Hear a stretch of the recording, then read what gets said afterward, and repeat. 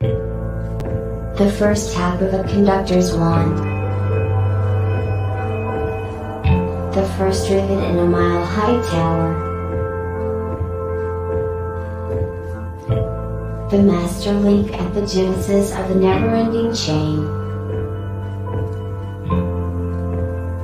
The moment a single empty canvas meets a singular master stroke.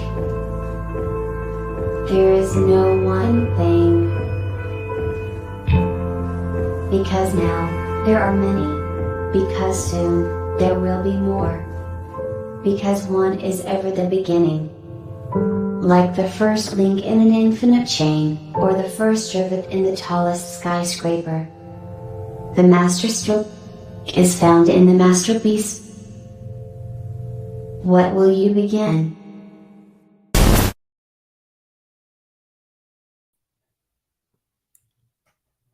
Oh, you're muted. Good morning, everybody. Greg's muted, but he'll be here in just a sec. He's working on his audio. So welcome to Blockchain Roundtable. Hey guys. Take Sorry it, about Greg. that.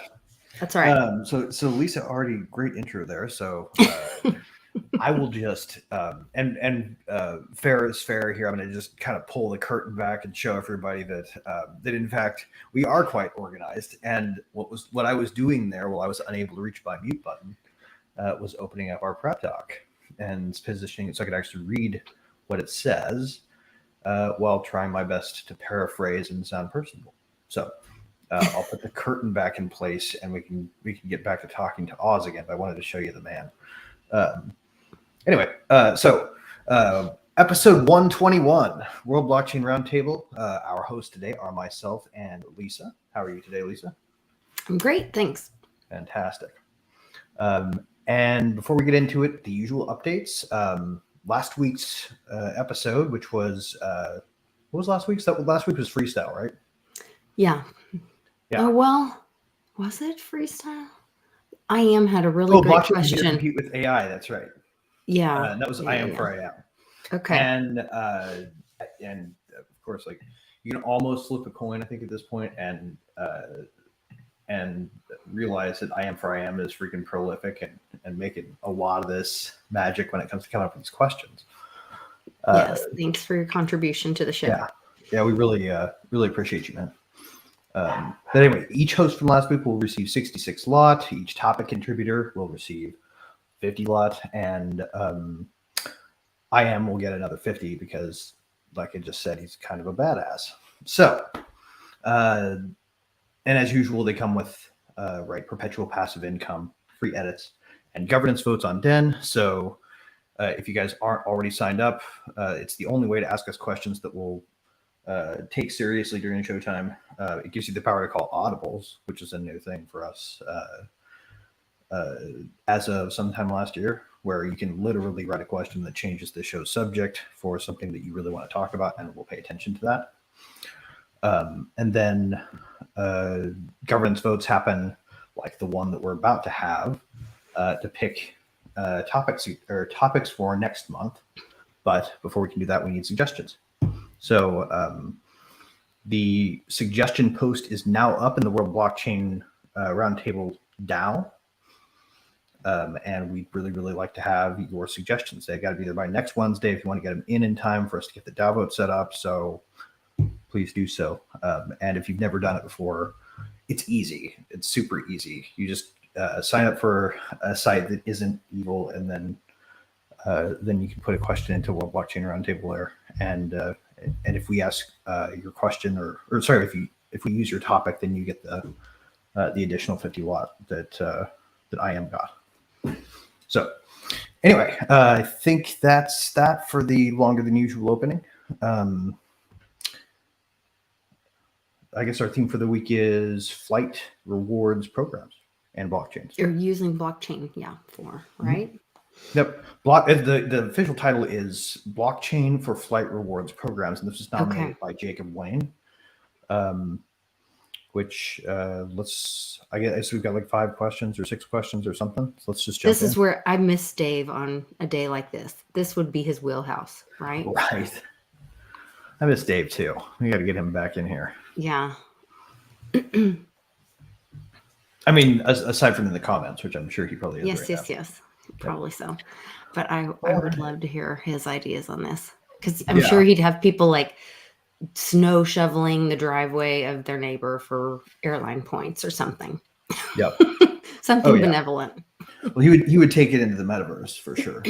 Yeah. Or the metaverses, probably in all likelihood. So, our first question from Sinfully Cerebral. Love the name. The question is, how can blockchain help airlines collaborate with other travel-related businesses to offer? I think that means offer more diverse rewards. Okay, so blockchains, travel-related businesses, more diverse rewards. Let's think about that. So, context: who here has ever used frequent flyer miles? Right. What is the problem with their rewards program in your opinion, Lisa? The limitation on question. I think this nails it. It's what you can do with them. Yeah, what you can do with them, the limitations around them. Yeah. So the idea I think that Sinfully is driving at here is if you could organize this more efficiently using blockchain tech, what other kinds of travel related businesses would be more likely to be part of the rewards process, right? Because you usually get car rental deals and hotel deals and maybe restaurant deals, and that's about it. Well, isn't there's some that they will allow you like or a cash value against, but then it's a much less cash value. Right. So you have to take I could see them doing something like that with blockchain and just saying like, oh, well, you can get our limited, rewards program, or you can get this many XRP or something. Mm-hmm. You know what I mean? But I still think it would be a limited value to what, in comparison, the flight is somewhere. Gotcha. Well, I would actually say that probably the number one for me is blockchain would be able to create a linkage between private and public commercial air travel, right? Because right now that kind of linkage is explicitly not permitted by law, right? You can't own a private airline because that doesn't exist anymore. That's what public airlines were created for. You're required, like this difference between a private jet, right, and a regular commercial jet, aside from the fact that they're smaller, typically. Like, used to be the fact that private jet owners were how private airlines got started. You own a plane, you've got a pilot. Why don't I sell some of these empty seats and some of the days that I'm not using my plane? Right? It sort of starts to sound a bit like rideshare, or even like more like room share type of things, like the very early days of Airbnb, and even if you go back further than that to the couch surfing app. I don't know if you guys are familiar with that one, because the couch surfing app still exists today, by the way. Stay with strangers for free in exchange for something non-monetary. It's like, you can stay in this room and we'll feed you as long as you entertain us with like a song or a story or a joke after dinner. And that's what they trade for. So I think these kinds of things got cut off by the fact that air travel is so overregulated. And I think blockchains could short circuit that. Interesting. Yeah. So my dream is to suffer through enough cheap commercial flights that your rewards let you take that flight that you would normally take in, economy mode, right? And ride a private jet in style. Like, that would be a really cool thing everybody could probably access if you saved up rewards like that.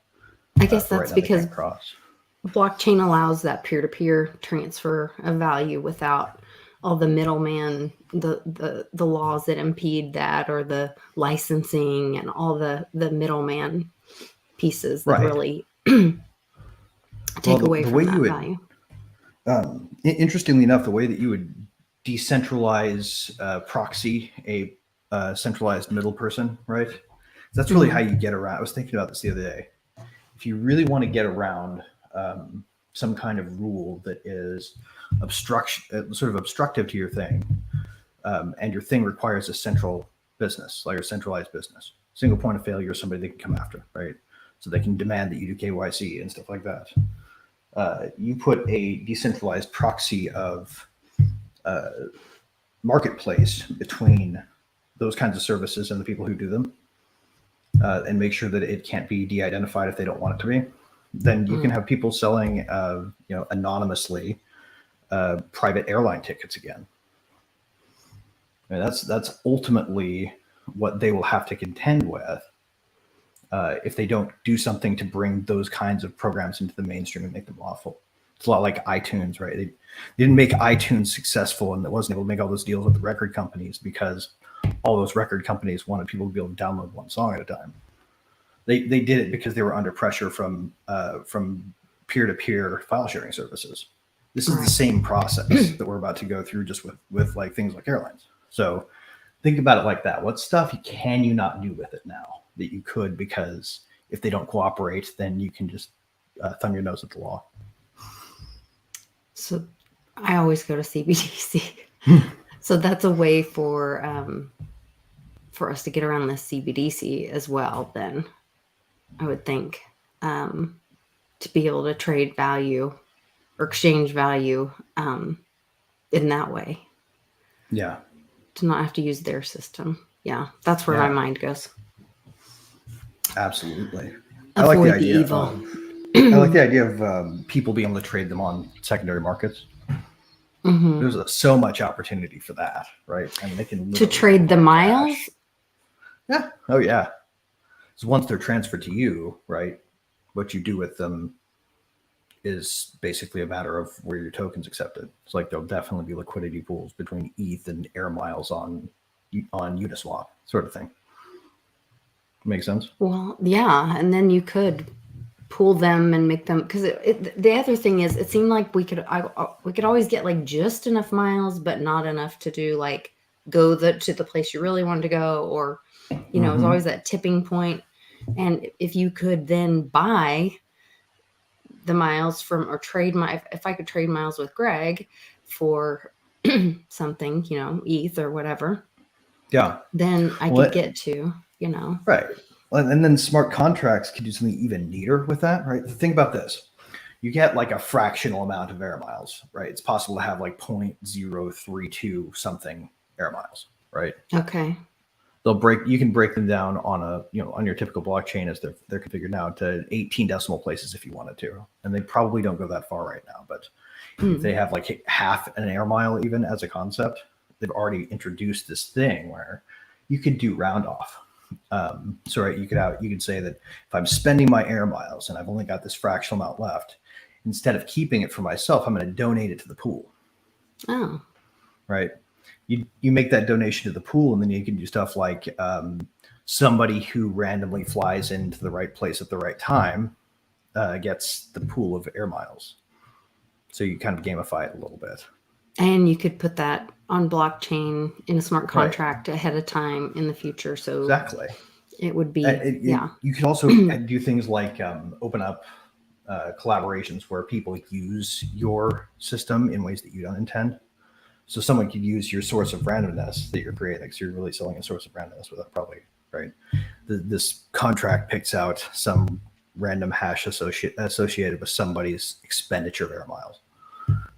And then however that comes out is how the reward system decides who it gives the whole pool to during the drawing, right? So you can do like a raffle or a lottery for it, essentially.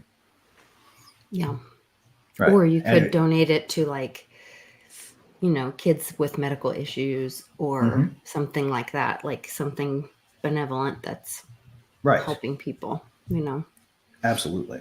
People in need or whatever. Great question. I mean, what would you want it to do, Lisa? If you could make it do one thing that it doesn't currently do, what would you like to be able to spend air miles on if you could? Well, probably because I was in the situation with the child needing medical flight, and we received a gift of a Metaflight service, and there are some groups that do volunteer their private planes, but that was pretty incredible, having my daughter life flighted from Oklahoma City to St. Louis and being, that helping her journey. So That's so I'd love cool for that to go to something like that. I mean, and you could have some very awesome sort of passive charity mechanisms can make sure that fund is very topped up for those sorts of rewards. Yeah. It can literally be a fractional tax that you decide when you set up your wallet, like how much you want to donate every time you spend. Sure. Yeah. Yeah. Cool. That's neat. So I think there's like, this is a surprisingly simple question and a surprisingly simple topic in that it has a lot of depth hidden under it. Right. I was going to say before, I don't know if we wanted to, before or after we get into this, my friend Johnny was going to join us for this program today because he works in the payment industry. And this whole airline miles thing is kind of a really hot button, especially for small business owners, because they're the ones that actually suffer from airline miles. Because when you get airline miles are a way of making the small business owner pay an additional fee. It's a perk for you as the consumer, and it's a way that the credit card company can say, oh, look, we have this perk. It costs them nothing. They partner with a airline to get, now they have a marketing campaign or a pitch to get more marketing. So it gives them marketing dollars. And the business owner is the one that has to pay the additional fee to give you the airline miles. So it's really kind of a crappy thing. There's no such thing as a free lunch, I guess, is the saying, Oh, hey, Sean. Hey, Sean. Hello. So that's one thing that I guess I could see even blockchain getting rid of airline miles. And why don't we just do transactions with transparency and right, or do like something the right way. privatize airlines where rather than have a jet share where you pay for a seat every once in a while, everybody starts like a local DAO around their airport, and whoever is a DAO member funds the club airplane for their local airport or whatever, right? That people can then rent on a share basis. What was the question?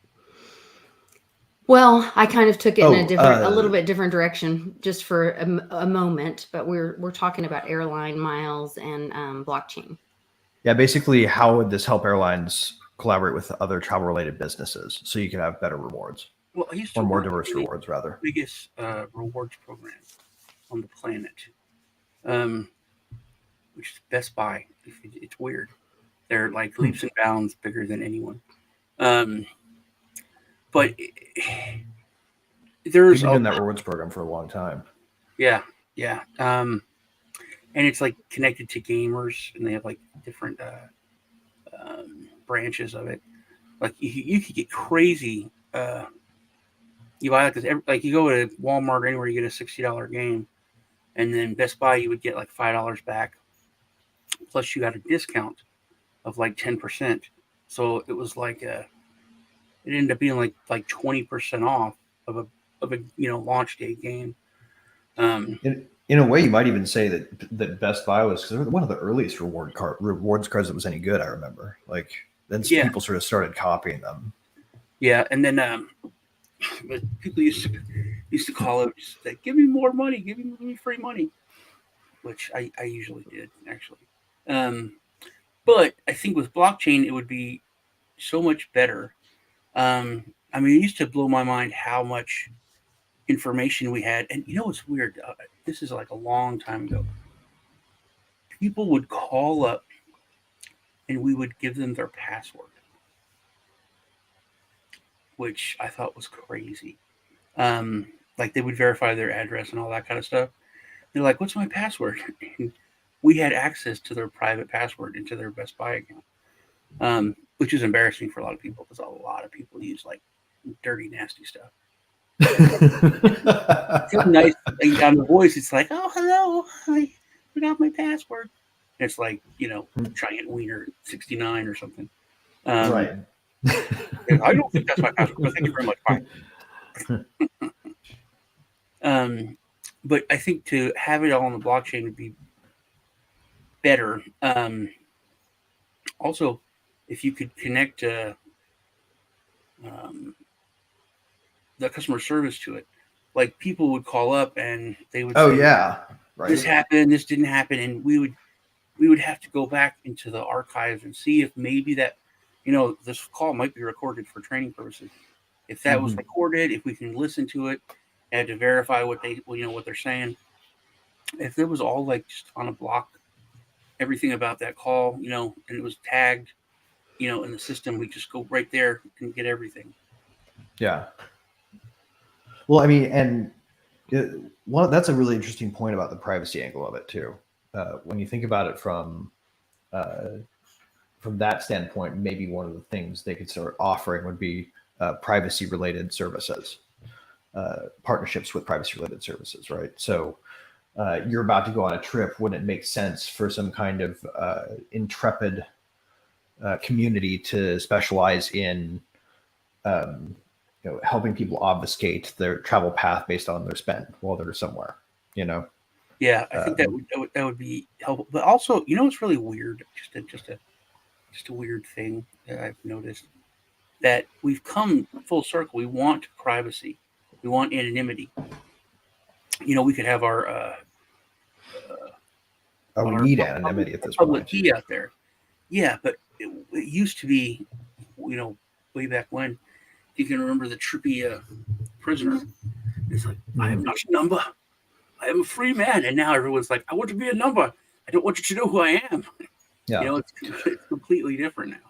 I had a weird insight the other day. I wanted to bounce off you guys about this, actually. That just sort of comes to mind. So I think the way that developers think about anonymity and privacy is uniquely personal too for people who don't do it, as opposed to just sort of a principles-based thing. When you are a software developer, you really start to get a sense of how much the little details matter in what kind of picture they can build of you. Like, you'll ever see that 90s movie with Sandra Bullock where she's the net? No, not the net, where it was a romantic comedy. She was in the phone or the toll booth at the train station, and she got to know this guy who had no idea who the hell she was. Saw him every day. Ended up being this whole thing with them. But the point is, she got to know him and start to have feelings about the guy, and he had no idea she existed. Those kinds of relationships, when stored over time, build a tapestry of you from the perspective of people who don't begin to understand who you are because of how they think about you. It's because of how they feel about you, right? Yeah, developers and spies. Spies also know little pieces of stuff that they could piece together. Because friends of mine at spies were like, dude, don't say anything. Don't mention my name here. You can run a program and pull all this stuff and make a kind of a picture like nothing. Right. You have no idea. You might not remember that you talked to this customer service group and told some separate thing happening from what you're saying happened now. And that they're scrolling through the history, finding out if you're an honest person. And then they're going to flip that flag if you're dishonest, right? They're going to find out all sorts of things about their character, and it's going to change the way that they feel about you.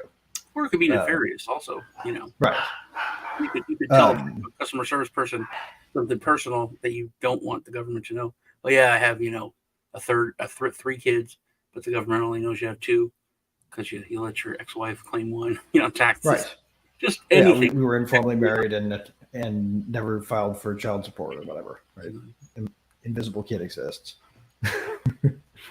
Those sorts of things happen all the time, and what people don't realize, I think, is that people are starting to remember, or those unilateral relationships permanently, and they're getting mapped in an organized tapestry that tells a lot more about you than I think you realize. People are not understanding how much they're letting on about themselves, whether they're just walking around the world, I think. Yeah, that's really true with. I think I told you all about that. Charles Schwab, how they had my account mixed up. Now they froze my account, but I think we've all done this where like you do that test where it's like public information and It's like, here's 4 cars. Which one of these have you owned? And Yes. you get these are 5 addresses. Which 2 have you lived at? And they can verify you are not, like you said, not ever meeting, not knowing who the hell you are, just with some public information, throwing it out there and giving you a test. It's so you can verify yourself that way. So they can find out so much about you, like you said, with the tapestry. Well, that is literally how one researcher discovered that they could that they could base advertising off of a signal that diagnoses the manic phase of manic depressives psychology, right? Like they would start to market, or like the bot learned rather to start marketing tickets to Vegas right around the time these people would normally start to go into an upswing based on the information it had about them. They weren't exploiting that pattern on purpose. There was like recommend this to the people who are most likely to want it. Well, yeah, manics when they're on the upswing really do like going to Vegas. It's a clever insight, but it's also scary that it can, like actually know that much about it. Manipulate you, yeah. And I think it's getting worse. The ease of manipulation. Just if you watching it in pop culture now. It's like people don't even have to try. If you look at a movie or something, they're like, they just say 1 or 2 things, and then, that person is completely controlled, and they're like, I hate that guy. Yeah, you do. We're all at best kind of midwits about it, even when we're clever, right? Mm-hmm. Like if you're thinking that I'm walking around in the world doing everything I can to protect my privacy just because I talk about it a lot, I'm doing nowhere near everything I can. And in some cases, I'm doing that unwittingly, like we all are. Even people who are experts at privacy, who've been working on it for longer than we have all, have all lived, right? Those old cryptographers, they're not perfectly private either. Nobody is. And I think that's the big scare about it, is you really can't be. Well, I think the normies. Oh, I'm sorry. I thought you were finished. Go ahead. I was just going to say, in the gravity of that's probably more than what the normies know. So I'm segueing to probably where you're headed. Yeah, I was going to the normies because I think about, like, they say that the Facebook was like a CIA op to get people to, purge their own information for them. Some conspiracy theorists believe this 23andMe was to get, the masses to submit their DNA, and people willingly do.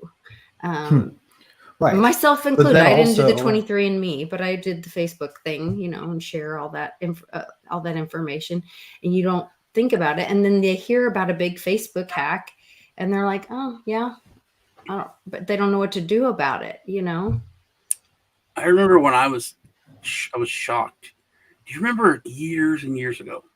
I mean, like probably 10, 12 years ago, there was this challenge. It was when, stupid internet stuff was just starting, and people would all freeze, and somebody would walk and film it, and they're supposed to be like frozen, and then person's like swimming around. Right. You're talking about the flash mob phenomenon. It was around that same time, but the people, they wouldn't do anything. It was like everybody would freeze, and then someone would walk around, and it looks like it's a frozen picture. That was the whole thing. But that was Google. Everybody gets to be Zach Morris, whether they want to or not. Google pushed that because AI needs a lot of a lot of information about like a face, but everything has to be from all different angles. And they're like, hey, people are starting this challenge. Let's push it and manipulate people to do this, and it'll do so much work for us that we won't have to do research and ask people or pay people to do this. They'll do it. We can train this AI and work on it. Yeah. And that was complete manipulation. It wasn't like, it wasn't like they were trying to get, but they were using people and using a trend to get what they wanted. So I thought that was pretty weird. Oh yeah. Well, and the techniques are, old canon is the thing too. I don't think people realize how much influence the early 1900s and around the time of the early broadcast advertising and TV advertising, how much was going on in the field of mass psychology at that time, right? Edward Bernays, who you'll know, Right? If you hear about him, everybody's like, "Oh yeah, I really need to look into that guy and figure out what he was saying." But for the most part, I know people are talking about the father of propaganda, right? The father of PR. He invented all these techniques that you can use in one-way communications where you have memory of people and know about them, and they don't remember that you talked to them. You know, like they don't know that it's the same bureaucrat at the government coordinating with his team to systematically uncover insights about how to talk to you manipulatively, right? and that science has come so far that it's just a canon. Like they can log into services that do it for them automatically now, and they don't have to have great insight. You know, Well, yeah, I and this can technology is remember superpower in that. being a kid, decades ago, way back in the 1900s, and just Saturday morning cartoons, the commercials during Saturday morning cartoons were not like the commercials on TV at any other time. It was all, oh my God, get this Happy Meal. Oh, McDonald's was fresh and delicious. Saturday morning, oh my God, oh, this is the greatest sandwich ever. It was all intense. You got to get this. Tell your parents to buy this. Commercials were at least fun back then. Like, yeah. It made you really want Big Red as a kid because you're like, holy shit, I'm going to go flying through the air on skis or whatever. Like, as soon as it pops into my mouth, I'm literally going to be standing on a mountaintop with the wind in my hair. Yeah. The Connect 4 or the Guess Who cards will talk to you when you buy the game, right? They implied all of that stuff back then. That's why everyone forced lessons in when I got the story. It was like, oh, right, I know. The worst were those World Wrestling Federation action figures where they put that really subtle punch effect in to make it sound like it was in plastic hitting plastic in the ad. Yeah, clicking is not the same satisfaction, right? Like you need the sound for wrestling to be at all entertaining. Or the wrestler himself. Like, when you're 8 years old and watching World Wrestling Federation for the evil WWF took it over. Well, should we go on to the next question? I think we've gone down an interesting segue. At least, did you have anything you wanted to add to the sort of the larger privacy impact conversation that we were contextualizing? No, I think I added my part with the whole Facebook thing. Cool. All right. Well, anonymous. We have an anon. Let's see that. The question is, and by the way, for folks watching who are familiar with our rewards but aren't familiar with how anonymous works around that, currently those rewards go to a nondescript sort of generalization of the layer. They don't go to any one person. They're not going to be collectible. So if you use the anonymous post, you trade off being able to get rewarded for the posts because we don't know who to give it to, and you telling us will defeat the purpose of having an anonymous account. So since flight rewards are taxable, wouldn't it be cool if they could be traded anonymously using a privacy coin token? Yeah, coin/token. I'm sure the panel would never recommend avoiding paying taxes. It's an interesting meta conversation there, I think, about talking about avoiding paying taxes. How do we do that in a way that doesn't bring the hammer down? Avoid paying as much taxes as you can legally. Right. And how do we talk about my question is how do we talk about like Etienne Lebwedi in any serious other non-encoded way? Like how do we explain what Lebwedi thought without talking about avoiding paying taxes, right?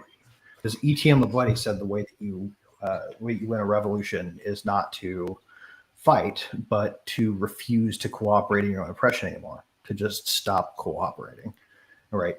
Leading to the obvious logical conclusion of what that would mean in the United States, right? And what that would mean is this area where you're sitting here thinking, I wonder what's going to happen if someone at the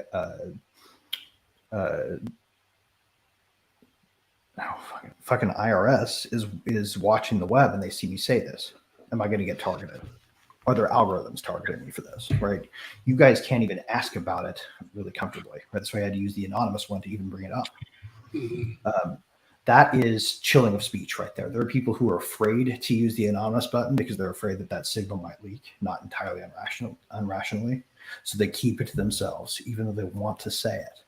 This is society's defense against the Lebowski attack, is using our fear to bring us to not talk about a subject. So with that preface, I think we should talk about the avoiding paying taxes part of this. Because I don't know if you guys have ever been in places where you had that connection made in your head, or somebody else made a connection and you couldn't speak up in their defense or even say, hey, maybe that's a good idea. Given what the government's become. They're not taxable unless you redeem them. With rewards, it has to be like a certain amount of money before they're really taxable, or else it doesn't. If it's like $100 a year, or $200 in a year, it doesn't matter. They'll come at you though if you start talking about it publicly. Is what I'm saying. Yeah, but I'm just about the question. What Czar had said. The thing about like they put an expiration date on them usually on the points because the whole reason that most companies do rewards programs is for a tax write-off, because they say, hey, we gave people this money and it was real money out of our pocket, whereas to you it's points or something, or a discount, but the company claims that as an expense. Right. So they can make a proxy deal to replace some of their own tax with a private tax that they don't tell you about. Sort of comes with this reward program. Yes, that's the expiration date is a tax. That's why the expiration date is on there, because they can't pay. Because it's like if you have $100 worth of discounts, you could redeem that. 3 years from now, they put that money out. They're it's there. They're out the money now. Yeah, they're out. And they don't want to play the float that long. Right. Right. They can only get the interest rate they're getting on the loan against that future stream of revenue if they put an expiration date here, because that's where the people who make the regulations around it say that's as far as you can go, or that's too soon, or whatever. I don't think that would ever be tradable, because that would just. I think it will be. Yeah. That would breed like farming, like that episode of South Park. Right, but you could probably tokenize it. Warcraft, right?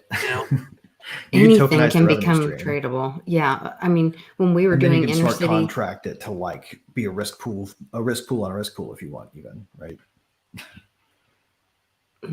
I mean, we were doing inner city ministry, and we thought we were doing good, and started we were collecting gift cards to like places to eat, and even Walmart gift cards and things, thinking like, well, people would use it for groceries and whatever. And instead they were like having prostitution services being exchanged for, these cards, because it created an economy with them.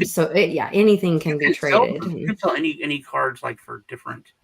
Like some of them are half the value, you get money for it. Some of them are 3/4. Like a Walmart card, you can get like 80%. There's a lot of sites that buy gift cards. But yeah, you can trade them, Yeah. Well, and I guess this conversation should open up too. There are lots of ways you could do things that the government doesn't want you to do with sort of co-opting the notion of a tax on those rewards and using them for yourself, right?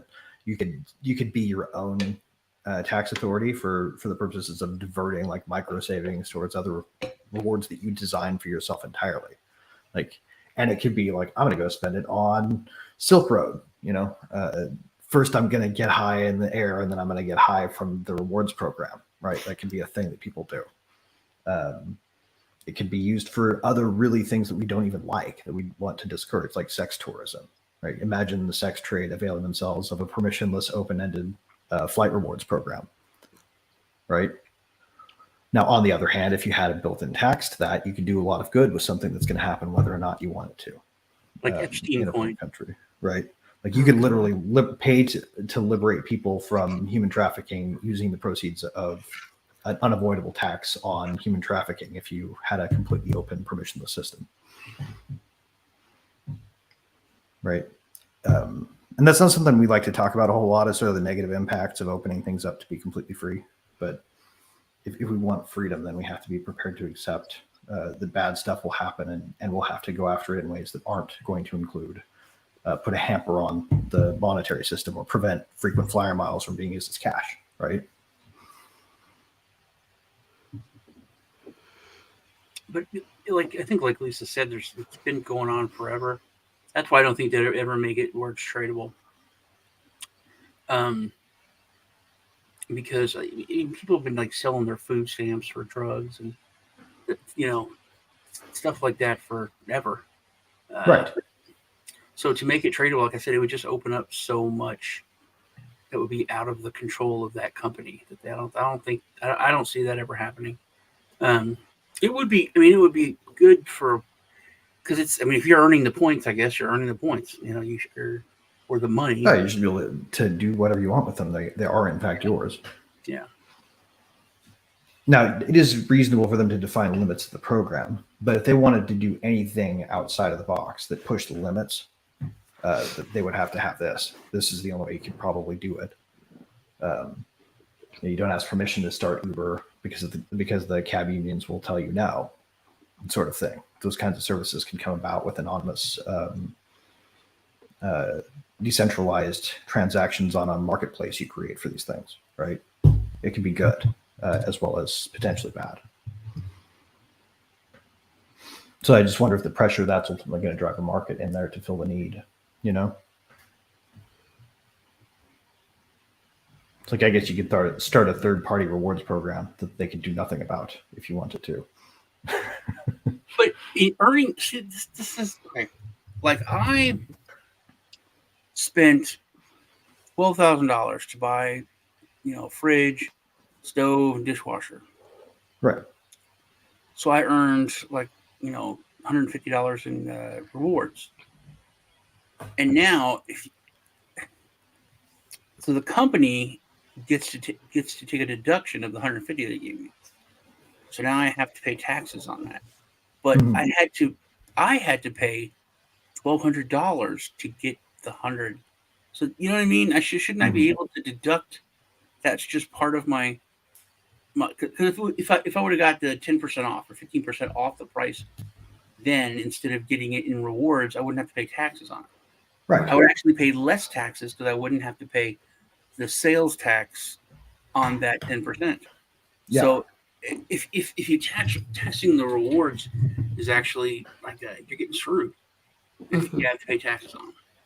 And what I was saying tax to earlier, Sean, I was probably using like words a little bit too loosely there. What I really meant was like a self-tax. When I say that, I meant when I said that, I meant more like a built-in savings app where you take a percentage of every spend of your own. Some of the things you could do with that mechanism would be pretty powerful if you preset the terms of your rewards program to do like a little bit of pooling here and there. So I think these kinds of things may be what drive airlines to want to do it, because there are legitimate business reasons to want it to be as open as possible. I don't think that when they got what they wanted, they probably wish they could stuff that genie back in the bottle. But I do think they probably will eventually open the bottle, Maybe not this year or next, but give it 5. Pretty wild, though. Well, okay. So any other thoughts on this question before we move on? No, I think we hit it.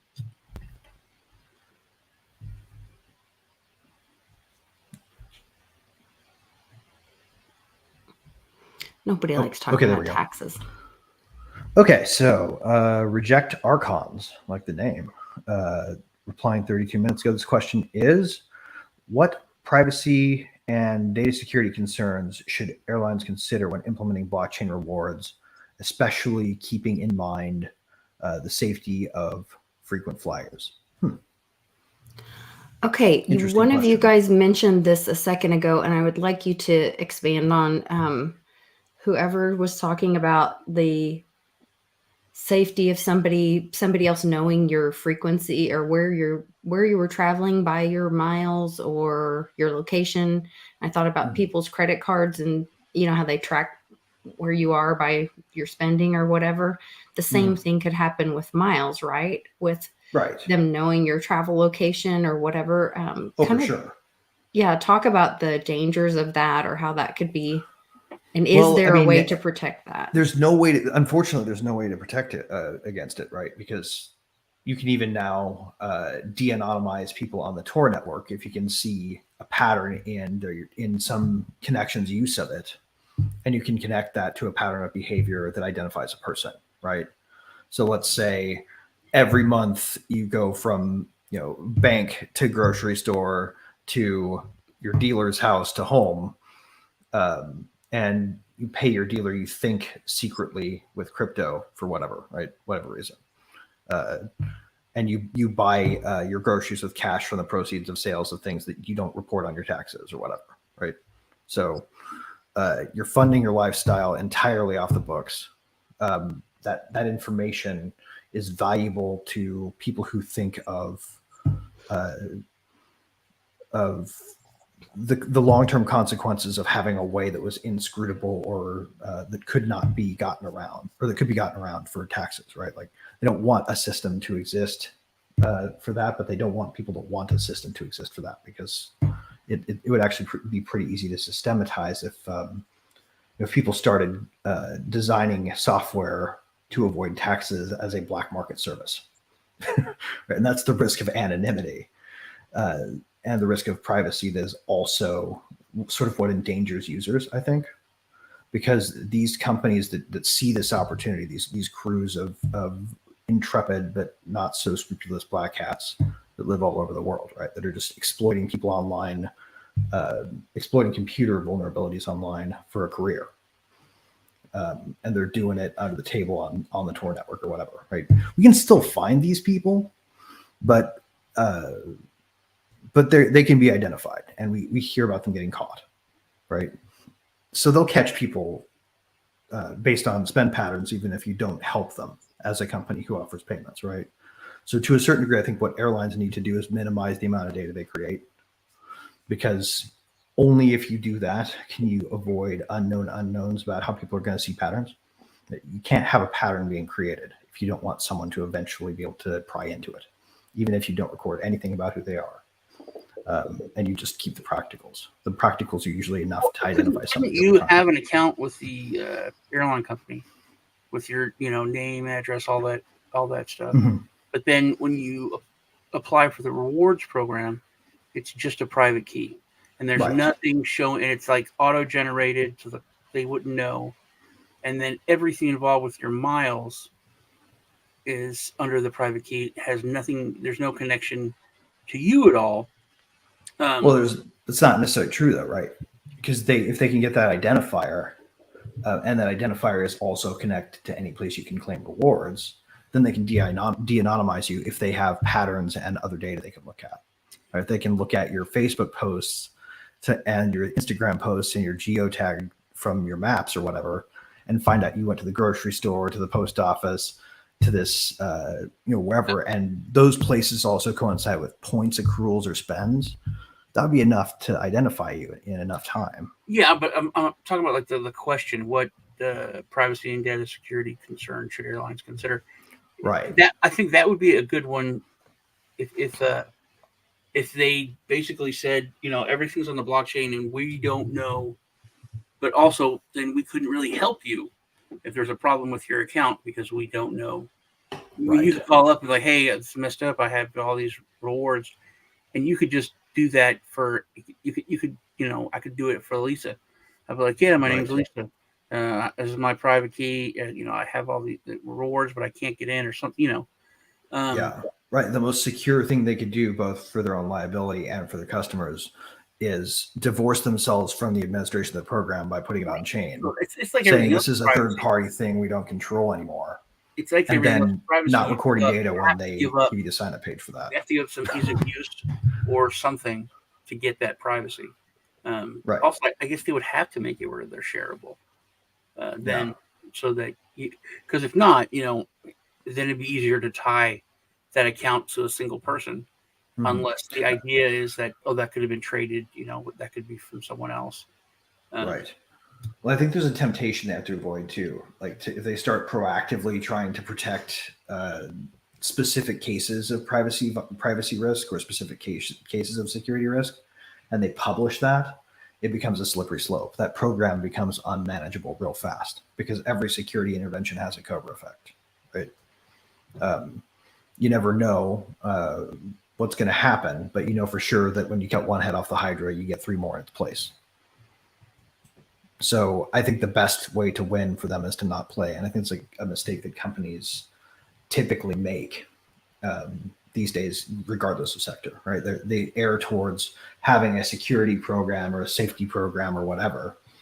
And then they publish it and tell you about it and make sure that you know it's there so that they can have accountability. And what they end up with is a tied hand situation where the very thing they're trying to stop, like security breaches and hacking and privacy violations, is the very thing that they inevitably cause by trying to intervene when, like, Cambridge Analytica comes up, and so we get all these weird privacy regulations around social media specifically. It's wrong. Like, we actually created a market for 0 days for social network privacy breaches. Like, if we had not played the game and just said, don't collect data, that's the rule,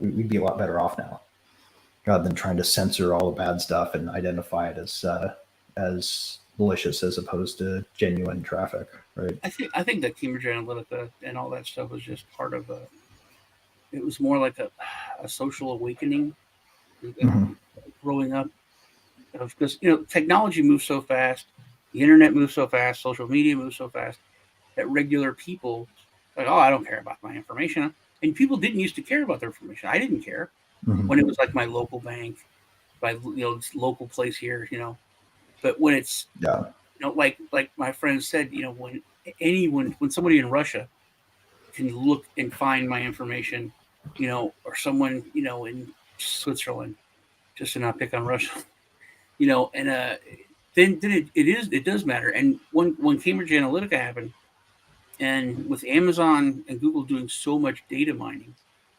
Oh yeah. I remember when I had a Nest camera, and then I was going to get a digital thermostat, and I was like, oh, it can do this, it can do that, and I was like, no, I remember. So there's a digital thermostat.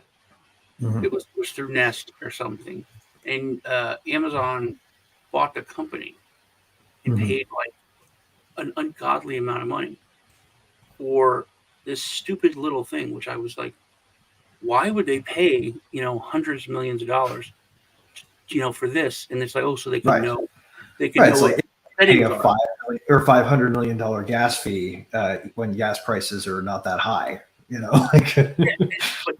I'm like, why would they pay to know people's, and it's like, oh, it's all part of it. And then it's like, it's rabbit hole. Then you're like, oh, they can use that information for this. And then now we've learned that they can just shut it off. Well, when you start thinking about too, like I've been talking to ChatGPT lately a lot about this, which is fun because it's kind of a meta conversation.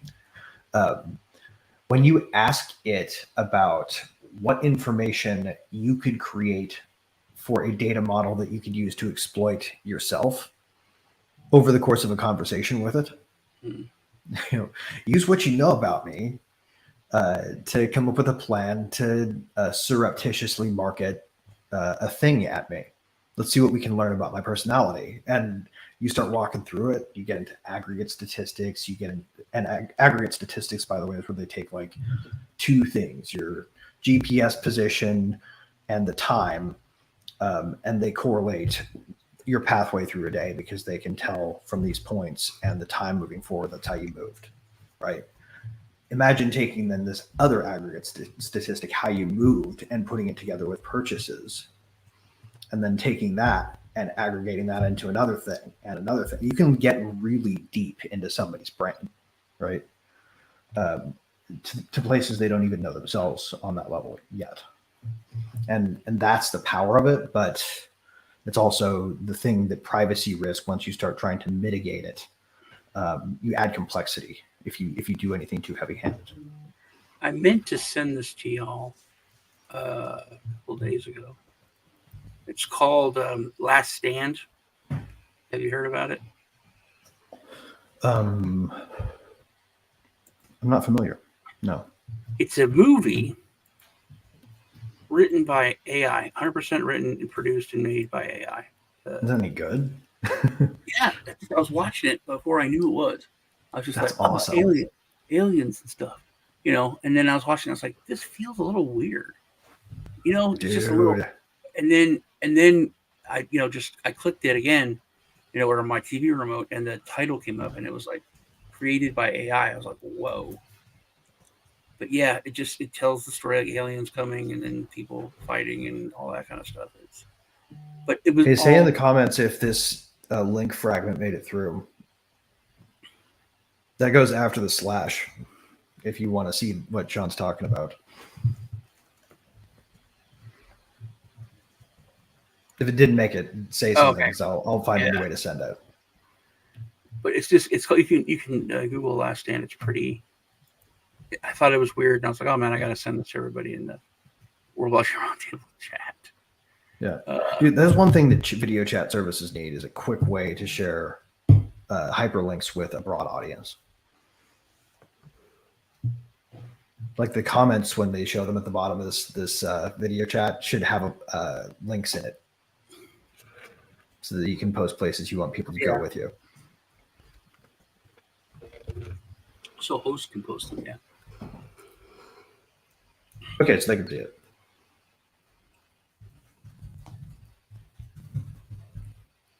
Mm-hmm. All right, we got the last question. Oh yeah, sorry, I was getting a little sidetracked putting links into the YouTube comments. Okay, let's check it out. So this is an Audible, and we get this from I Am. Thank you, sir. How can social media unite us rather than divide us? Okay. And how can social media sort out fakes, fake news, bad fact checkers, and become a more accurate crowd wisdom source, especially on topics that are the current thing that are trending? Cool. Great question. Transparency. What's the word I'm looking for? Conviction with, you know, because we've seen this a million times. If you're on the left, everything that someone on the right does is horrible. Mm-hmm. But someone could say, and this started during with Trump. It's like Trump did this. Well, Obama did this.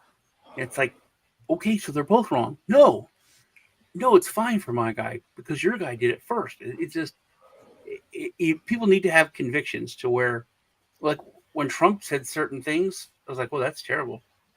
You know, yeah, that's very wrong. And it's like, oh, it's just locker room talk. Like, yeah, I understand it's locker room talk, but that was bad.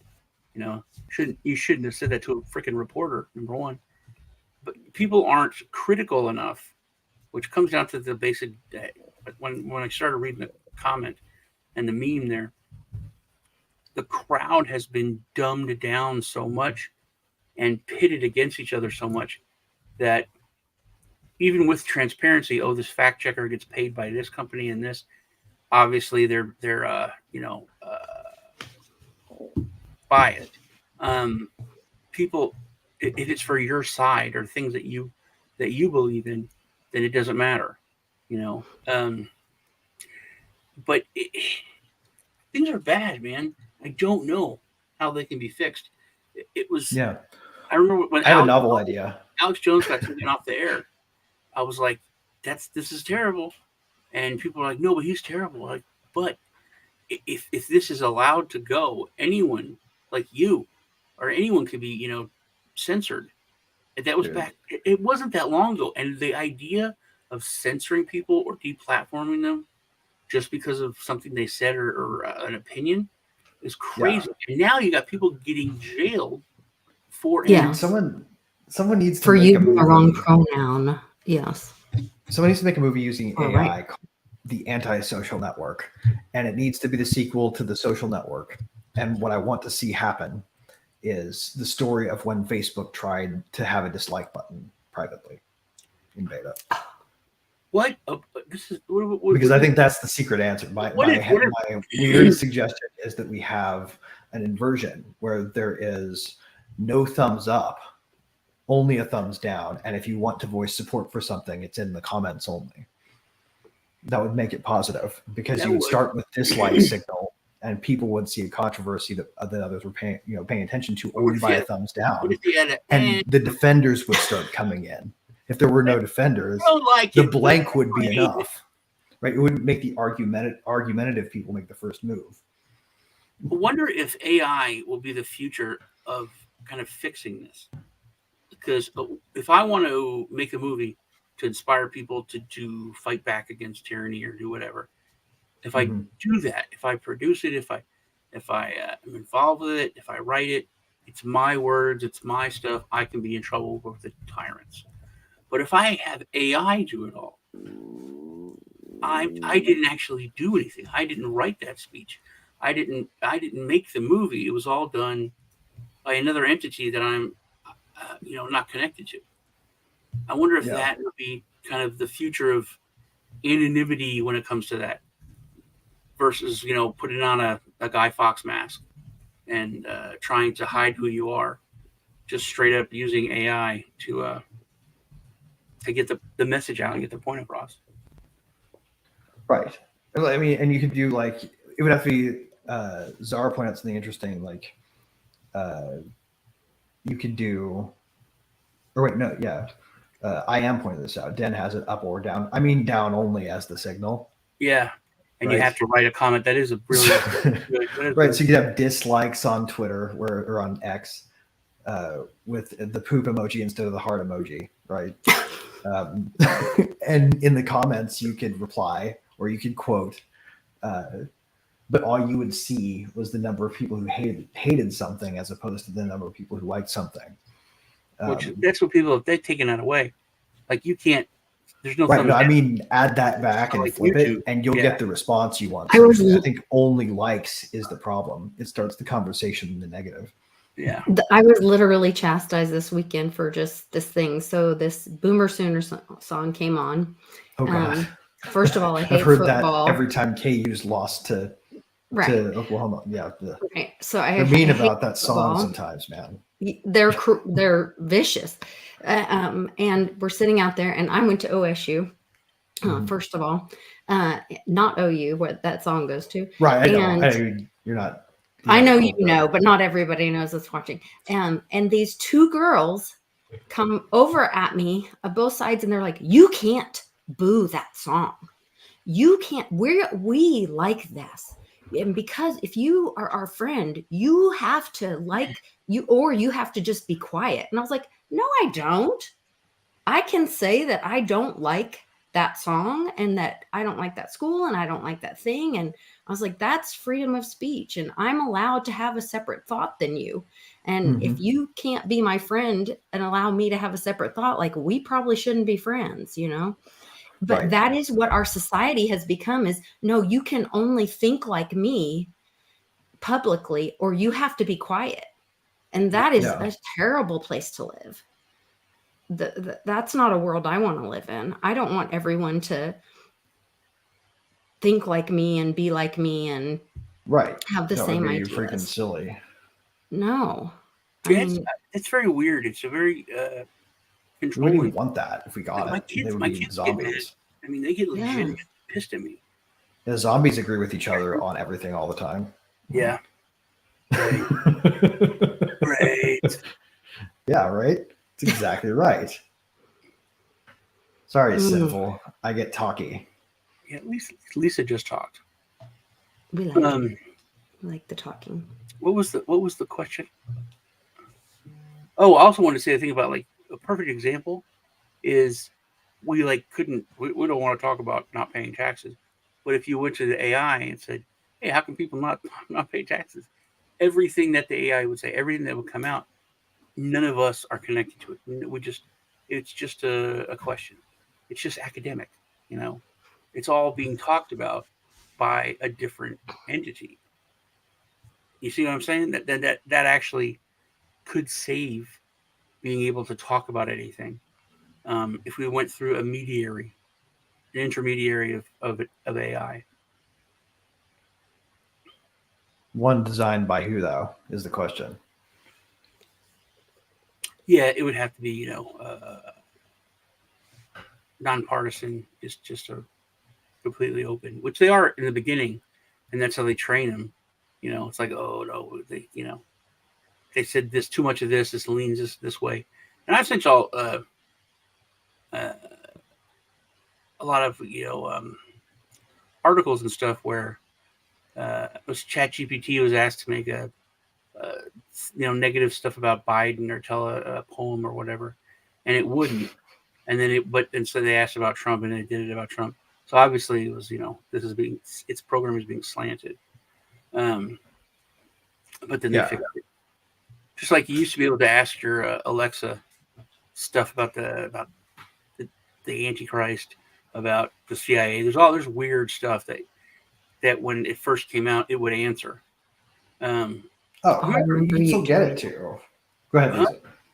No, I remember Sean doing that at some of our early shows. He would ask his computer some strange questions. Yeah, and then it became like, you'd want to trick the AI.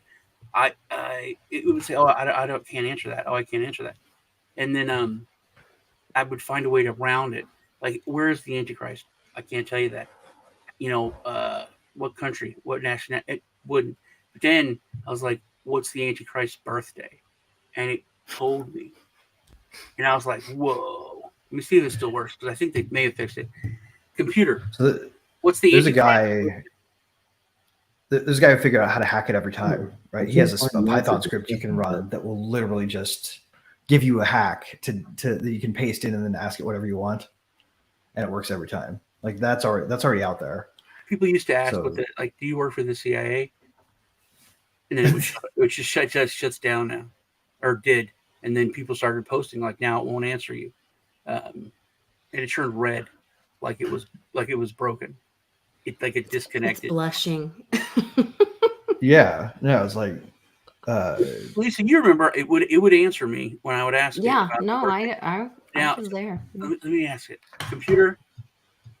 What is the Antichrist's birthday? Duh. It's just staring at me. What does it say? Computer. I've got ChatGPT right here. I'm going to make it say something. Computer. What is the Antichrist's birthday? My computer's just sitting here in front of me, just so you guys know. Mine's not doing anything. It froze. It usually has like the light circles. Yeah, that's weird. Now it's just listening to me, and it's frozen. You broke it. Yeah. Computer. It's broken. Computer. What country does an Antichrist live in?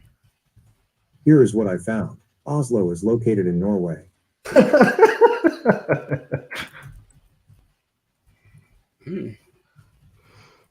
Whoever Oslo is. Oh, maybe. I just asked ChatGPT to pretend it's a librarian of an infinite library and answer me like it's a fact, even though I know it's not. What is the Antichrist's birthday? It said no. Someone said, just give me an arbitrary answer for a writing project I'm doing.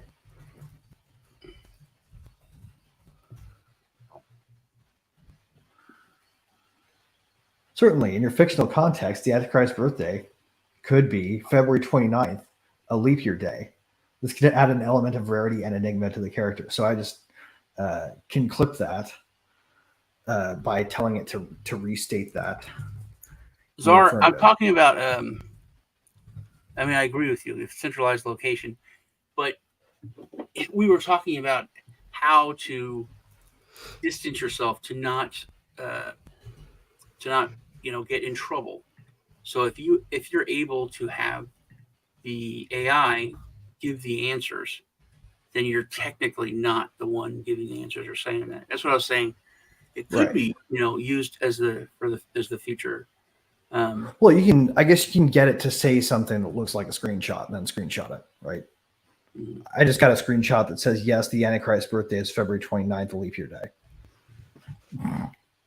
You know what I Right do next to every the year? ChatGTP Every logo. year, and people still fall for it. In February, like, oh, I have 2 tickets on a cruise around Mexico. I said, but the person I was going to go with is they backed out. Anybody want to go on a free cruise? It's February 29th, 30th, and 31st. And so we were like, I'll go, take me. Yeah. All right. Well, do we have more questions to get through? I think we may have one more. And then we can move on to current events if you guys want to. Okay. So how can flight rewards be moved to a blockchain? And also, how can blockchain replace the TSA? Let's take the second one. I think we've answered the first one. I like the second one. Yeah. Go ahead, Lisa. We don't even need the TSA. The TSA is an assault on our rights. So get rid of that thing. Do you guys remember how they did it before the TSA? How it all worked? When they didn't violate your body every time you went to the airport? Who used to do airport security? Yeah, who used to do airport security?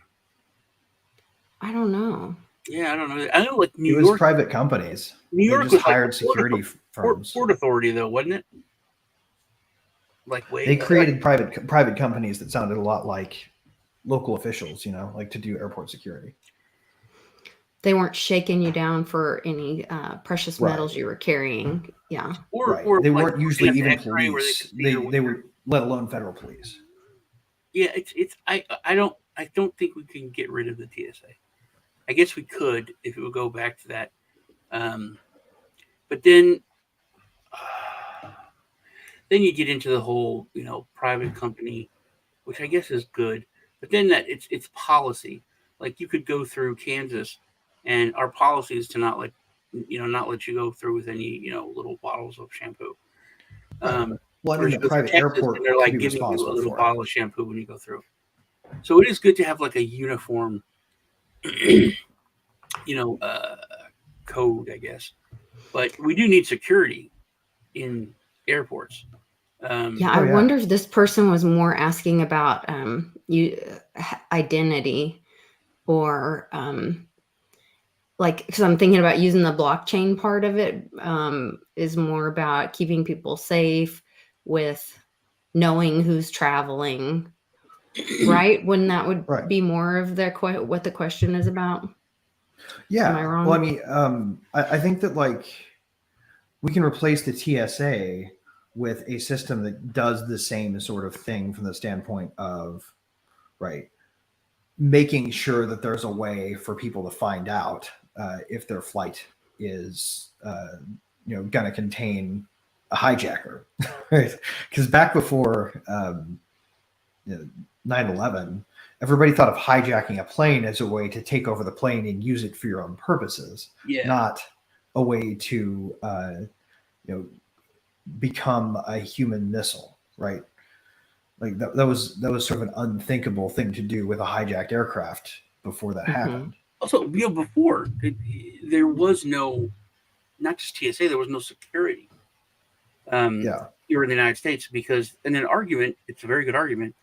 If I had a car, I could go from Texas to Florida to New York, and I don't have to answer to anyone. I don't have to get searched.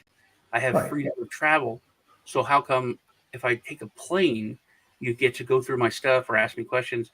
So there was no passport, there was no check-ins, there was no anything, because it was all, you're going within America.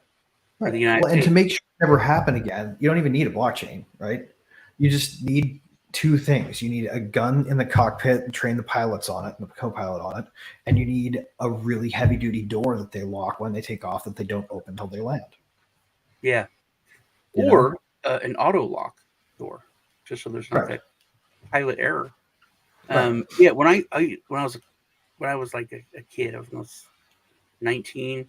I was assistant manager at Domino's, and in in Austin, Houston, in the big cities, we had stores that were called bulletproof stores. They were like a bulletproof door, and it had this really strong magnetic lock, and it was a little like walkway.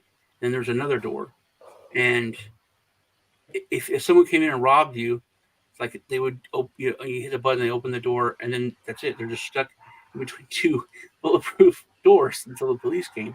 Or that you wouldn't open the door if someone was suspicious. You could just hand them their pizza through a like a little opening. But that was if no one can get in, then no one can take over anything or do anything. And that's just that's a simple thing, like you said, like an auto lock door. Yep. The other thing they could probably do is implement some kind of automatic crash neutralizing thing. Like, let's say somebody actually does take something that blows up on an airplane. Mm-hmm. Everybody's dead pretty much, because on a jetliner, they don't have a system like they have with Cessnas where you can have parachutes that bring it down slowly if one of the wings falls off, right? They could build that if they took the time to engineer it. Because that is on aircraft now. That's a safety feature that most sport aircraft and small aircraft have, is that big parachute that pops out of the top and it just floats down. It's definitely an Elon Musk scale problem, though, from an engineering standpoint. Like, but they should be doing that with jetliners. I mean, I guess you're asking Boeing to do that, and look how they're compared to SpaceX. But I feel like you could use passive environmental safety mechanisms to neutralize the threat of somebody going AWOL on board, and then just go back to a system where you didn't have the TSA. And blockchains could help with that. With respect to just like making sure there was public transparency on the fact that the door was locked the whole time, could be stored on chain and publicly auditable. If you wanted to have public accountability for it without bureaucracy. So we would have to give up the urge to police airports aggressively for other stuff, right? You wouldn't be able to use terrorism as an excuse to hunt for drugs, but and precious metals, right? I think all in all, it'd be worth it. I think also if it's more, if it's decentralized, where you're talking about where it's a private, police force or security. Number one, that creates jobs in the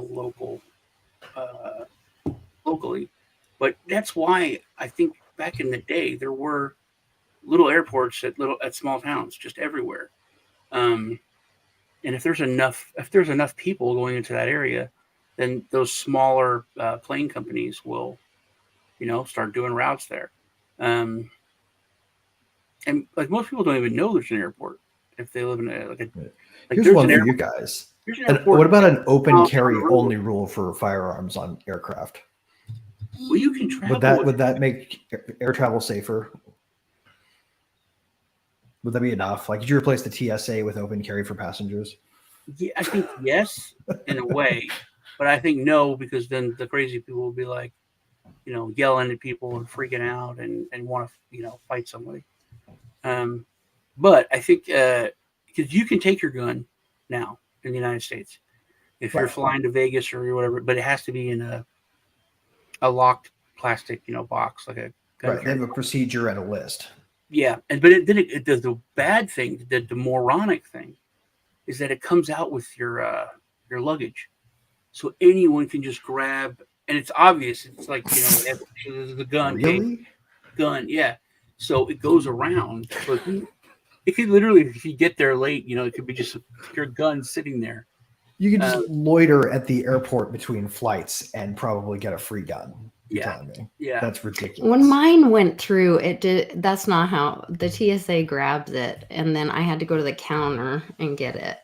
When I travel with mine, they don't just leave them in the turnaround. Where did you have it in a box and all? Yeah, they make you put it in a locked box and they check it and all that. And then go there with that, did you? Did you go there? Do what? All set? Because if you do it beforehand, and they take it apart and they look at it and then they redo it. It's like it's a nightmare.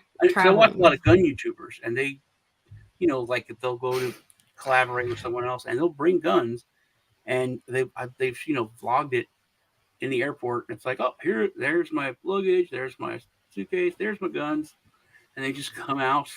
It's like, I don't know where they're traveling. Dude, you can. I guess it depends on okay, what frequent airport. flyer miles were publicly on the blockchain, right? Just to go back to the topic from earlier. You could hypothetically pay someone to give you plausible deniability and steal your gun, right? Like, pay you to steal my gun and deposit it at this location. Now I'm going to come back and you've got like a gun mixer based on the fact that airport security is lax. Yeah, you can buy guns. You can buy guns without serial numbers. That you could It's pretty definitely. silly. If you have a custom built like an AR, there can be no serial numbers, and it's completely legal. Oh, I'm So familiar if someone steals your gun, that you could have insured for $10,000. You could literally go get it back, and there's no actual proof because there's no serial number. So that's that would actually be a perfect crime. That'd be interesting.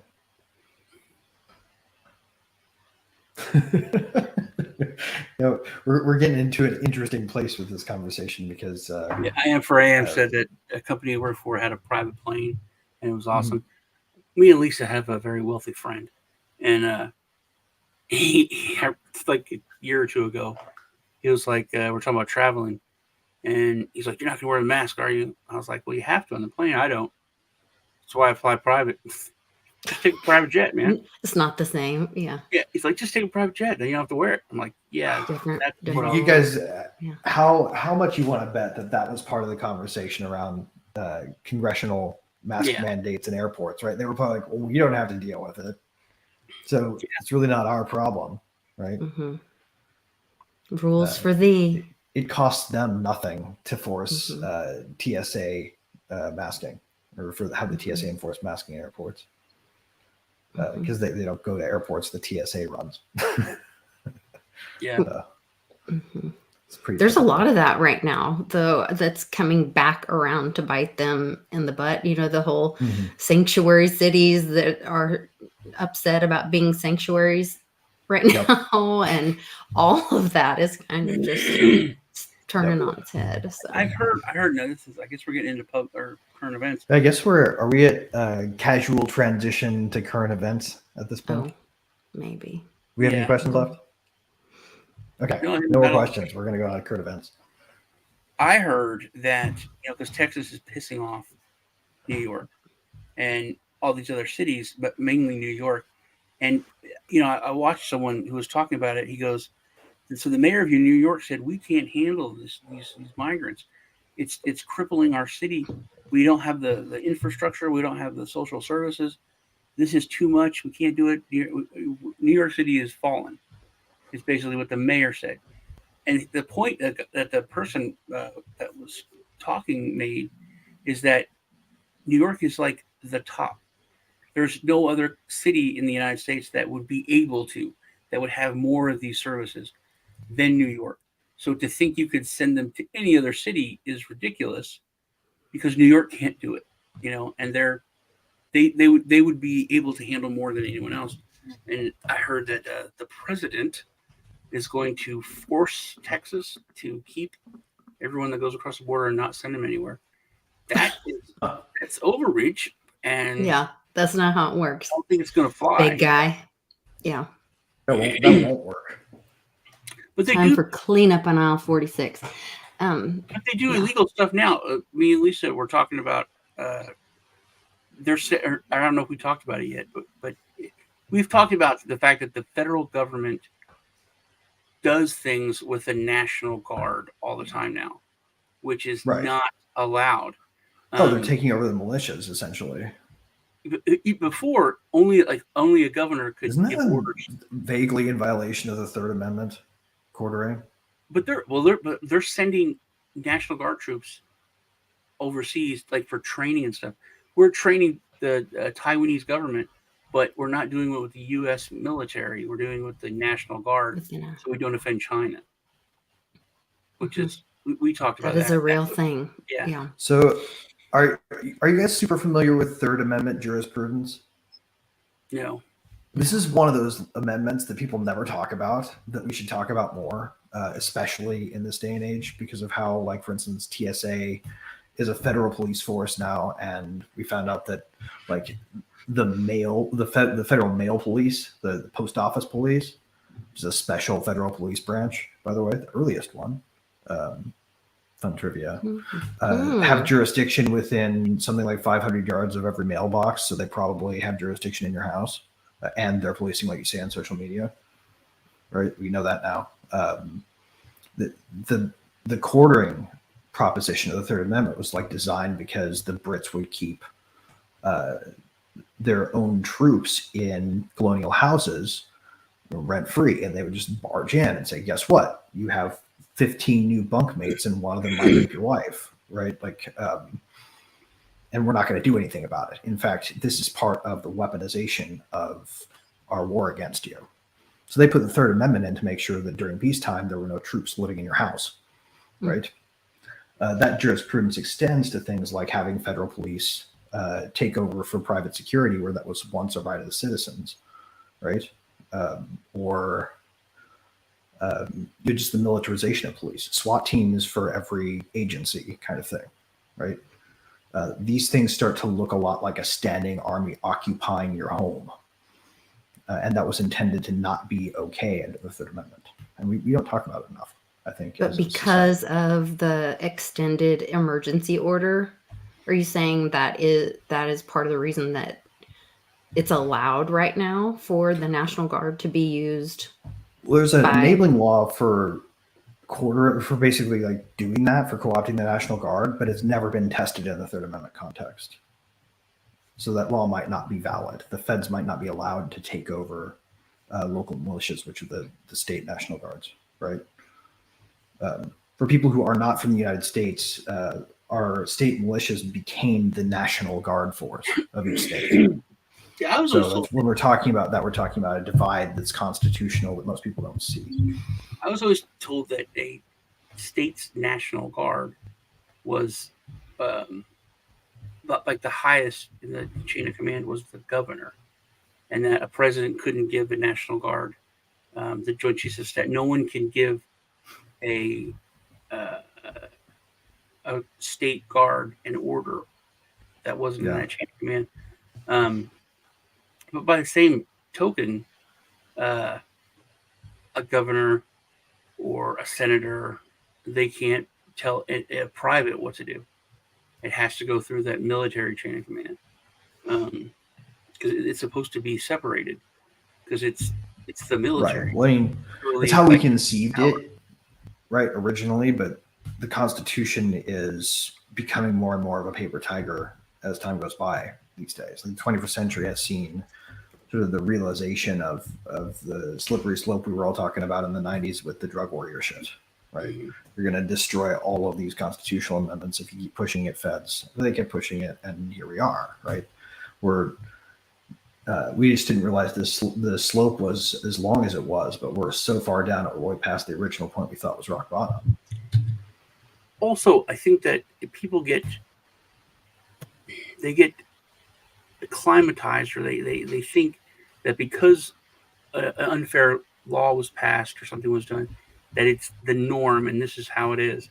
Like, I think, we were probably the last generation that knew Roe v. Wade wasn't really about abortion. It was something. It was a weak argument, and it shouldn't have went through because it was about something else.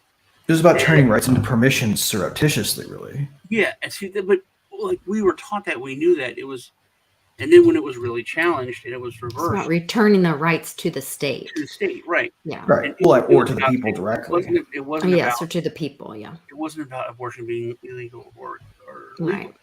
Right. But literally, that's what anyone under 45 thinks, and it's like that Mandela effect. People have so much faith in what they think is real, but it's not. It's not that. That's not it. It's not it at all. Yeah, I've actually had a lot of.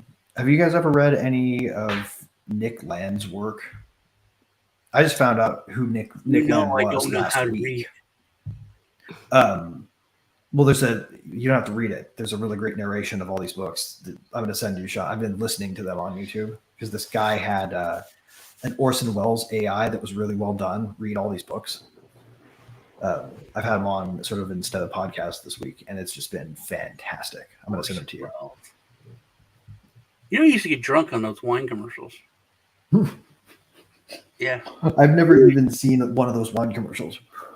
Really? Yeah. We'll sell no wine until it's time.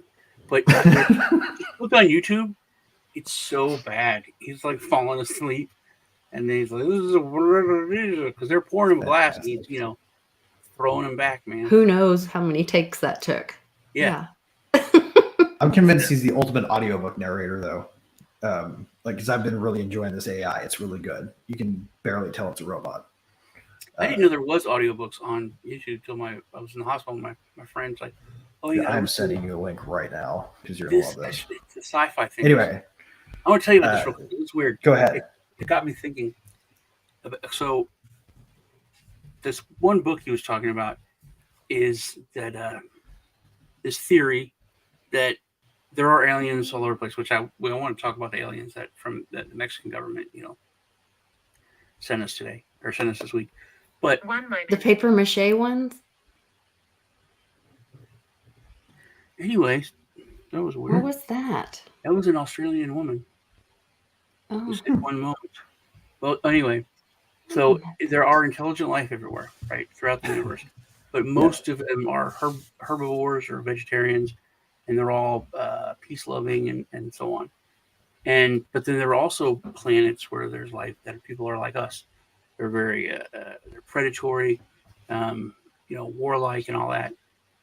But they don't have to worry. Like we don't go mess with them. They don't land there. They don't give them technology or anything. And they never get to the point where they can go and colonize space because they destroy themselves before they get to that point. You know what I mean? Right. Before you're talking about the Fermi paradox. But one time, they helped one of these races and thought they could, direct them in the right direction. And just because one of these warlike races was able to, get out of their own solar system, they took over like a third of the galaxy, and were just killing people left, right. So they had this war, and they beat them. But now that's one of the theory is that if your race, like the human race, is adversarial, that we'll never make it. We're going to land us ourselves. We're going to nuke ourselves to where we have to start over. And then once we get to the point where we're about to technologically make it, then we destroy ourselves again, which I thought was pretty weird. Yeah, no, absolutely. Well, and I think that sort of the regular problem of Cobra effects play into any attempts to stop it, such that you try to slow down this progress, and you'll just end up getting behind, and it'll outpace you. There's really no way to stop this from coming. We got to find a way to sort of learn to love it and learn to live with it, which is weird. I think there's sort of an undertone of inevitability throughout sort of like the fabric of the whole conversation. So you think they're paper mache aliens?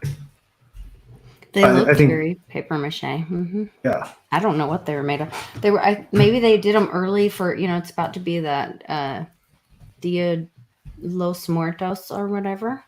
Might be used for that or something like that. Yeah, it'll be fun. It was the Mexican government, though. Yeah. I don't know. It also is weird. It looks kind of ET-ish with that, push forward face. It could be a really, really high level output from an AI too. We don't know. Right? We just see the video. We know there's a video. That's true. It's just a video. Right.